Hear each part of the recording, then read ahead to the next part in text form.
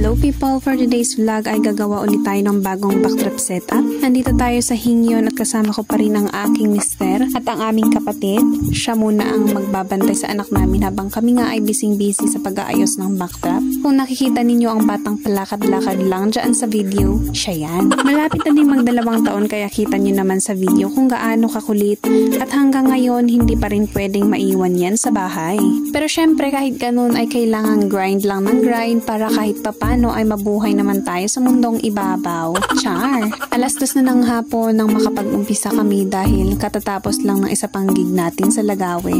Nag-umpisa kami agad sa paglalagay ng panel at carpet. Medyo mabigat-bigat yung panel dyan at medyo nahirapan din ang munting tricycle natin sa pagpunta dahil medyo matarik ang kalsada.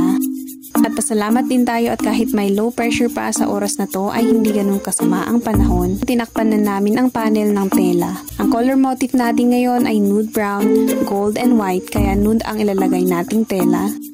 Pagkatapos naming lagyan ng tela ay nag-proceed na agad ako sa pagpapump ng balloons mga day. Kasi parang nag-uumpisa na nga ding dumilim. 3:00 pa naman sa mga oras na to pero parang madilim na kasi parang uulan mamaya kaya binibilisan namin. Habang nagpapump ulit ay tinatali na ni Mister ang balloons para nga mapadali at mapabilis ang trabaho. 1 oras din kami nagpapump ng mga balloons mga mi. Ang okasyon pala natin ay ang tinatawag ng mga taga-Ifugao na hunga. Pero ngayon maaari nating masabi na Thanksgiving na lang para sa ating mga magulang. Well, hindi ko na i-explain ng buo ang salitang hunga dahil pagdating sa mga traditional eme, hindi ako ganun kagaling. Baka mamaya kung anong masabi ko at hindi umagri ang karamihan, baka pa nga ako'y mabash.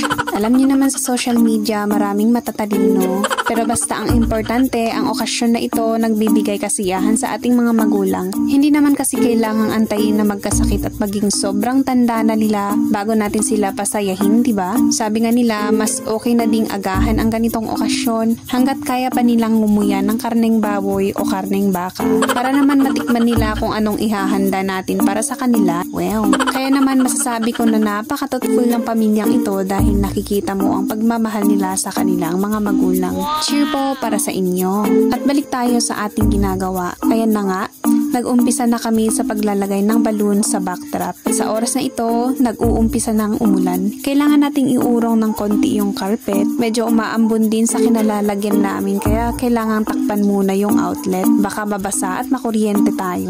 Mapapatwork it tayo nang wala sa oras. Nilagay na rin namin yung mother at tiny balloons natin. Ang starbus at syempre yung mga pampas natin. Sa floral foam din naglagay ako ng bulaklak at pampas at yun na nga din ang nilagay ko sa pinakagitna. Medyo gumagabi na din kaya nilagay ko na agad ang letterings natin. Hindi na namin nilagyan ng lights yan kasi daytime naman ang mismong event nila. At maliwanag na maliwanag din kapag daytime kasi dito lang naman sa labas ng bahay ang venue. So ayan na nga, pagkatapos ng ilang oras ng paggawa ay eto na ang ating final look. For more video updates, mag-follow lamang sa ating profile page. Huwag din kalimutang mag-share at ibahagi sa iba ang ating video. Maraming salamat, kamsahamnida at hanggang sa muli. Bye!